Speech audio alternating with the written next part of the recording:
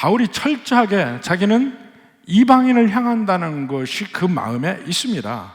왜 이방인을 향하냐면 먼저 복음이 예수님을 통해서 유대인들에게 왔는데 유대인들이 거부했다는 거야. 유대인들이 거부했기 때문에 이 복음이 이방인을 향한 것이다. 그것이 예언에도 있다는 겁니다. 그게 그 앞에 그 비시디 안디옥에서 그 유대인의 회당에서 설교하는 장면이 있습니다. 거기 13장 우리가 지난번에 본 마지막에 14절에 보면 그들이 버가에서 더 나아가 비시디 안디옥에 이르러 안식일에 회당에 들어가 앉으니라. 비시디 안디옥에서 안식일에 회당에 들어가 앉았어요. 그러니까 회당장이 설교를 좀 해달라고 설교를 부탁했습니다. 바울은 그 당시 쟁쟁한 엘리트예요. 바울이 회심한 것을 그 비시디 안디옥에서 잘 모를지도 모릅니다. 그러나 바울을 보면 이 성경에 능통한 바리새인 중에 바리새인이요, 아주 최고의 엘리트라는 것이 바울에게 있습니다. 그러니까 설교를 부탁했어요. 그래서 16절부터 바울이 그 비시디 안디옥의 회당에서 설교를 합니다. 설교 내용은 뭐 거의 비슷해요. 구약에서부터 쭉 내려와서 이렇게 하나님 은혜를 주셨는데 마지막에 예수님을 주셨을 때 유대인들이 거부했다. 그 내용이 나옵니다. 거부했다. 그래서 너희는 멸시를 해서 너희는 멸망할 것이다 하는 얘기를 합니다. 유대인들이 듣고 있는데 회당에서 엄청나게 유대인들은 화가 나죠. 근데 거기에 유대인, 회당의 유대인뿐만 아니고 경건한 유대인이 아닌 이방인들이 많이 있습니다. 43절에 보세요. 회당의 모임이 끝난 후에, 자, 안식일날 회당에서 모여서 회당의 모임이 끝난 후에 유대인과 유대교에 입교한 경건한 사람들이 많이 바울과 바나바를 따르니 그들은 복음에서 은혜를 받았습니다. 그러니까 그들을 따라. 그러니까 바울과 바나바가 항상 은혜 가운데 있으라 권합니다. 44절에 그 다음 안식일에는 온 시민이 거의 다 하나님 말씀을 듣고자 모였어요. 지금 유대인들은 너희들은 멸망할 것이다 하고 바울이 이야기를 했는데 경건한 사람들, 그 중에 일부 바울의 말을 듣고 달게 여기는 유대인들, 이들이 그 다음 안식일에는 훨씬 많이 모인 거예요. 그러니까 원래 유대인들은 어떻게 생각합니까? 그 다음에 나옵니다. 45절에 유대인들이 그 무리를 보고 시기가 가득하여 바울이 말한 것을 반박하고 비방한다. 그러니까 바울과 바나바가 이제 드디어 나오죠. 바나바와 사울이 아닙니다. 바울과 바나바로 나옵니다. 주도적으로 말씀을 증거하고 나와서 이야기하는 사람이 바울이에요. 이제 앞뒤가 바뀐 겁니다. 바울과 바나바가 담대히 말하여 이르되 하나님의 말씀을 마땅히 먼저 너에게 전할 것이로되, 먼저 유대인에게 전할 것이로되 너희가 그것을 버리고 영생을 얻기에 합당하지 않은 자로 자처하기로. 유대인들이 거부했다는 겁니다. 그래서 우리가 이방인에게로 향하노라. 엄청난 얘기를 한 겁니다. 그 전까지는 사도들끼리 한 얘기예요. 베드로가 고넬료의 집에 가서 복음을 증거해서 그들이 예수를 믿었다. 그것을 사도들 안에서, 예루살렘에서 사도들끼리 이야기해서 이방인도 복음을 받았구나, 이렇게 이해한 것입니다. 그런데 전체 일반 백성들, 일반 유대인들을 향해서 너희가 예수님을 받지 않고 거부했으니 이 복음이 이방인을 향할 것이다. 아주 대놓고 바울이 대놓고 이야기한 겁니다. 이게 폭탄이에요. 그러면서 하나님 말씀까지 이야기합니다. 47절에 주께서 이같이 우리에게 명하시되 내가 너희를 이방의 빛으로 삼아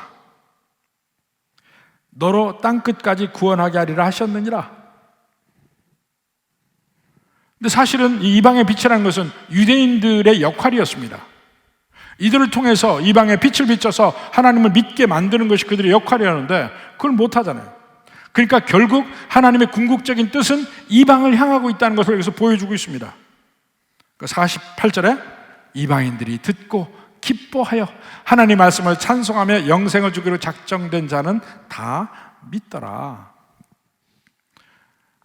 여기서부터 이제 완전히 갈라지기 시작합니다. 주의 말씀이 그 지방에 두루 퍼지니라. 그러니까 그때부터 유대인들이 목숨을 걸고 바울과 바나바를 죽이려고 합니다. 많은 유대인들은 이를 갈죠. 바울에 대해서. 사도들조차도 복음이 유대인에서 이방인으로 간 것을 받아들이는 게 힘든데 일반 유대인은 얼마나 더 하겠어요? 하나님의 은혜가 이방인에게 간다고? 말도 안 되는 소리. 그걸 대놓고 이 율법의 권위자인 바울이 그걸 대놓고 이야기하니까 저놈 죽여라가 된 겁니다. 자, 그렇게 해서 계속해서 핍박을 합니다. 그러니까 5절에 보세요. 5절에 이방인과 유대인과 그 관리들이 두 사도를 모욕하며 돌로 치려 달려드니 그들이 알고 도망하여 루가오니아의 두 성 루스드라와 더베와 그 근방으로 가서 복음을 친 거예요.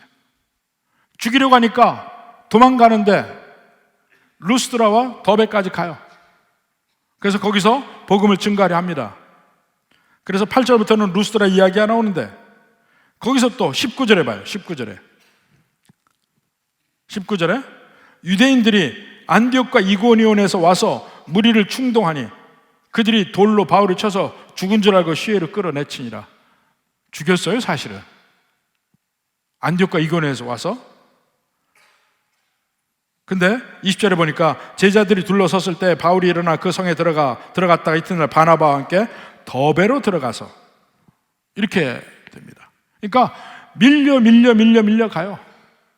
계속 유대인들이 핍박하는 이유가 제일 먼저 비스디 안디옥에서 벌어진 거야. 그 회당에서 복음을 증거하죠. 1절에 보니까 이에 이고니온에서 두 사도가 함께 유대인의 회당에 들어가 말하니 유대와 헬라의 허다한 무리가 믿더라.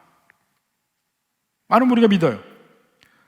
한 가지 좀 특이한 것은 두 사도라고 했어요. 원칙적으로 고유한 의미의 사도로는 바울은 될지 모르지만 바나바는 아니거든요. 근데 두 사도라고 했어요. 그러니까 한 단어라도 여러 가지 다양한 의미로 쓰이고 있다는 걸 알 수가 있습니다. 그냥 보냄을 받은 사람들이에요. 안디옥 교회에서 보냄을 받은 두 선교사가 이렇게 얘기할 수 있습니다. 많은 열매를 맺는데 동시에 반대에 직면하죠. 2절에 봅시다. 그러나 순종하지 아니하는 유대인들이 이방인들의 마음을 선동하여 형제들에게 악감을 품게 했다. 근데 그럼에도 불구하고 두 사도가 오래 있어요. 그러니까 복음을 증거하는 것이 매번 회당에서 안식일에만 증거하게 되니까 그 다음에 이제 모임이 물론 있죠.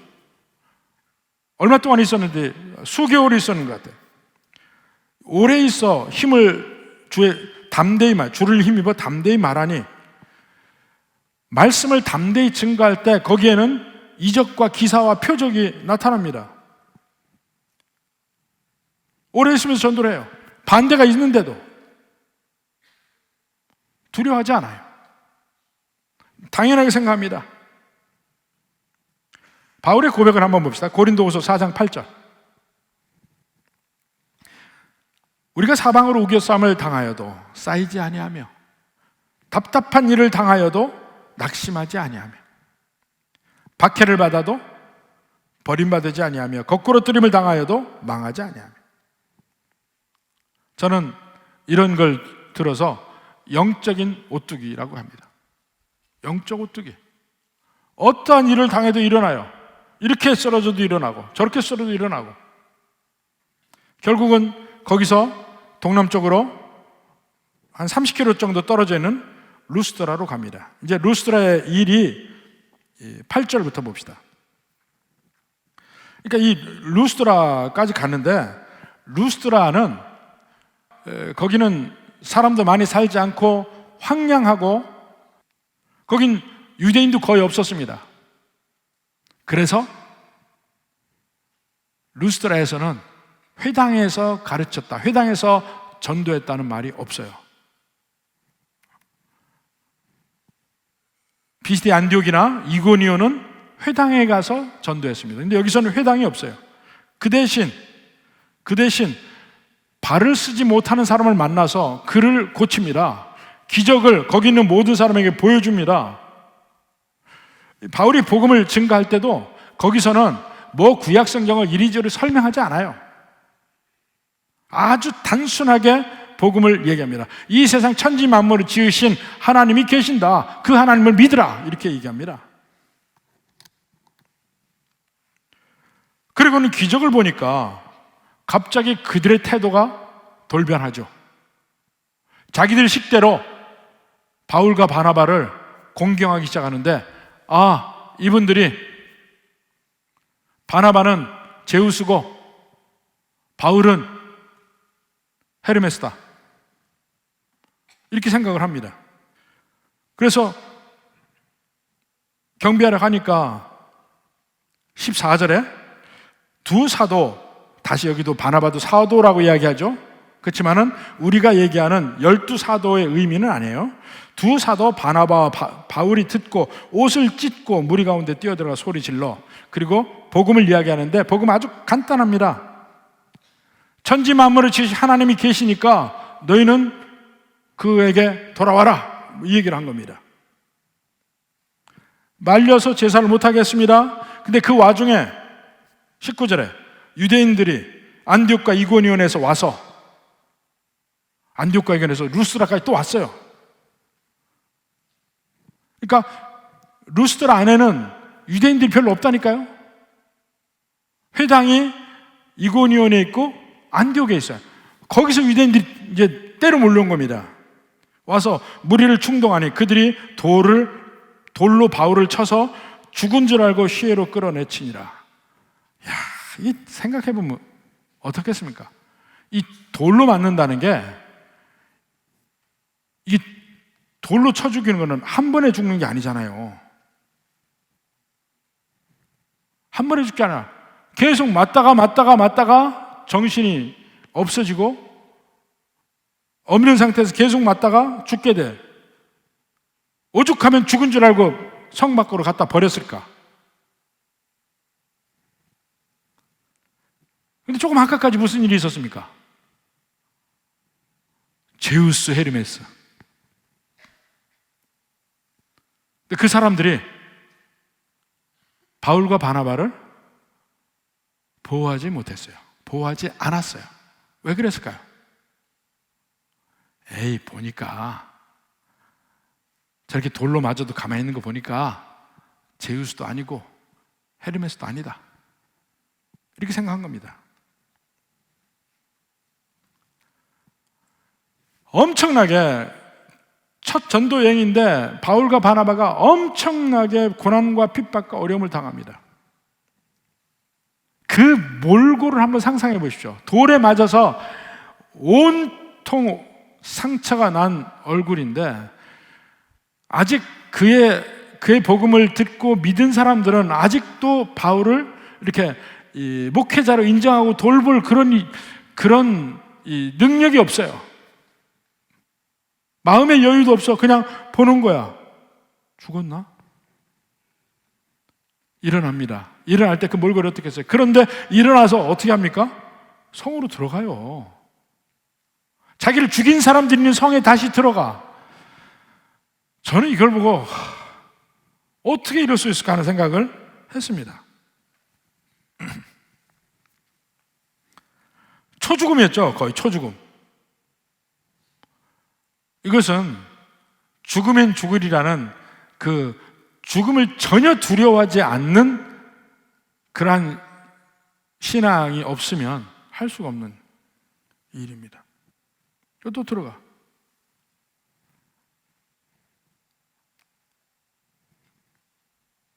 그리고는 결국 거기서 이튿날 바나바와 함께 더베로 간다.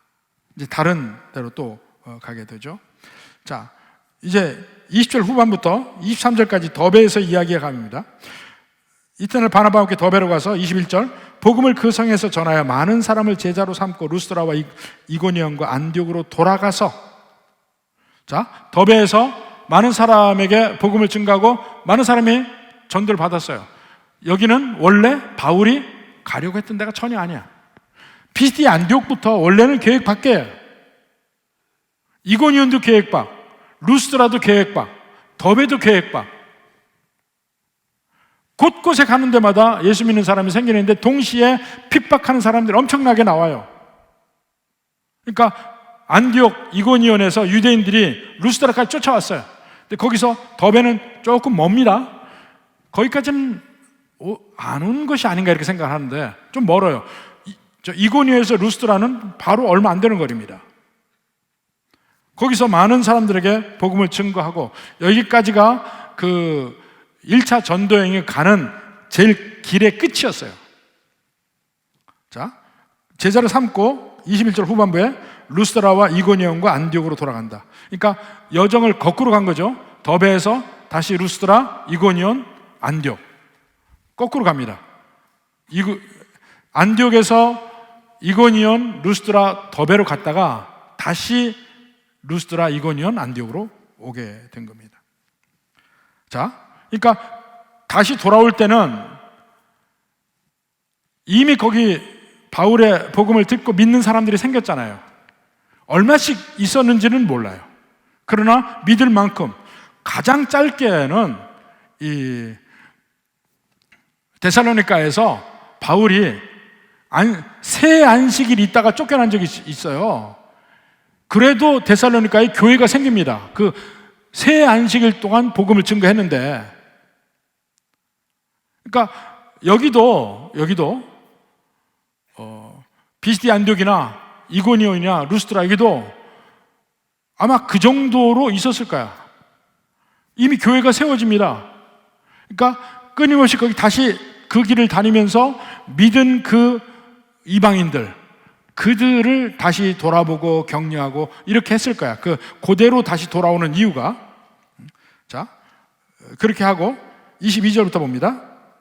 제자들의 마음을 굳게 하여 이 믿음에 머물러 있으라 권하고, 또 우리가 하나님 나라에 들어가려면 많은 환난을 겪어야 할 것이라. 이 1차 전도여행은 한 단어로 요약할 수 있습니다. 환난. 근데 그걸 당연하게 생각해. 하나님 나라에 임하기 전에는 믿는 백성들이 이렇게 환난을 당할 것이야. 우리가 지금 당하고 있는 것이 바로 그것입니다. 그리고는 23절에 각 교회에서 장로들을 택하여, 얼마 안 된 교회지만 그 중에 리더들을 택하여서 그들에게 양들을 맡깁니다. 믿는 주께 그들을 위탁하고, 그리고 이제 돌아가게 됩니다. 돌아가게요. 1차 전도여행에 정말 중요한 것은 이제 공개적으로 대놓고 하나님의 복음의 은혜가 유대인들이 거부하니까 이방인을 향했다. 이것을 비스디 안디옥에서 바울이 선포하고 계속해서 그 이방인들 전도를 한 겁니다. 그러니까 그 전도를 하필이면 회당에서 계속했죠. 비스디 안디옥, 이고니온 회당에서 했어요. 나중에는 회당이 없습니다. 이방인을 중심으로 복음 증거하고 교회가 세워지는 거예요. 그들의 처음 계획은 구부로였었는데, 여기서 하나님의 뜻과 계획을 봅니다. 그리고 바울의 그 하나님의 뜻에 대한 결단도 봅니다. 당연히 여호와 하나님을 증거할 때 유대인이 아니고 이방인을 향했다고 이야기하는 것은 유대인들에게 엄청난 충격이고 분노를 일으키는 일인데도 불구하고 바울은 담대히 그 일을 이야기합니다. 그러니까 거꾸로 사람으로 얘기하면 바나바는 그 일 못합니다. 성격상. 바울은 그 일을 위해서 부르심을 받았고 그 일은 언제나 엄청난 저항과 핍박을 동반할 수밖에 없어요. 그래도 해요. 바로 그 면에 대해서 하나님이 바울을 택하시는 거예요. 그래도 해. 당연히 이 일이 있으리라.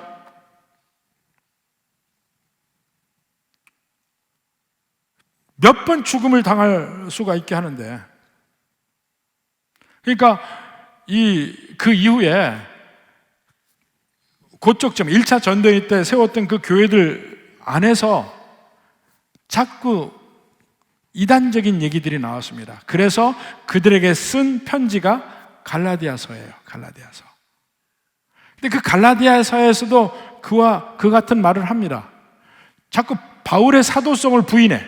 초창기니까 바울은 그때 예수님 따라다닌 사람도 아니야. 그리고 그가 전한 복음을 부인하려고 합니다. 왜 부인합니까? 유대교로 돌아가게 하기 위해서. 구약에서 지키던 걸 다시 지키고 전통을 계속 붙들기 위해서 바울이 신약의 자유함의 복음, 율법의 참된 의미를 이야기할 때 그것을 다 무효화시키려고 합니다. 그러니까 바울이 강력하게 편지를 써요. 갈라디아서로. 그러면서 마지막에 무슨 말을 하냐면 갈라디아서 6장 17절을 봅시다. 이후로는 누구든지 나를 괴롭게 하지 말라. 내가 내 몸에 예수의 흔적을 지니고 있노라. 이게 뭐겠습니까? 돌로 맞아 죽게 됐으니까 그 이후로도 계속 그 상처를 가지고 있어요. 실제 몸의 상처들. 내가 이 복음을 위해서 이렇게 목숨을 내놓고 이렇게 고난을 당한 거, 이 흔적이 있어, 흔적이. 내가 전한 이 복음이 진짜야. 이거 갈라디아서에서 얘기하는 거예요. 중간에 막 병도 나죠. 중간에 자기 같은 스텝 중에서 떠나가죠.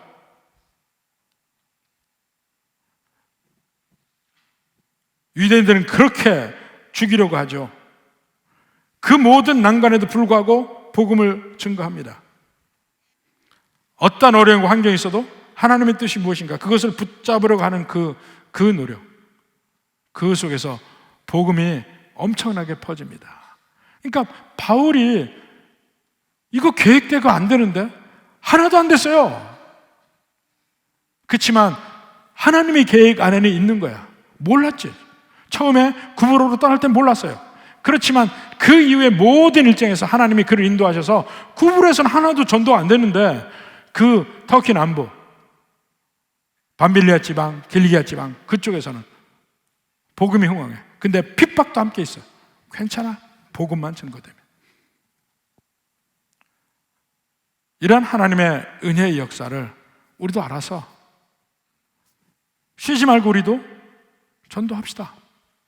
핍박이 있을 것 같아요? 그래도 합시다. 바울이 분명히 핍박이 있을 거 몰랐겠어요? 회당에서 이방인을 향해서 이 복음이 갈 것이라고 이야기할 때 압니다.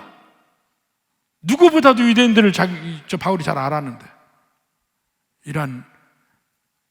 이러한 결기가 있는 성도들이 되기를 주님의 이름으로 축원합니다.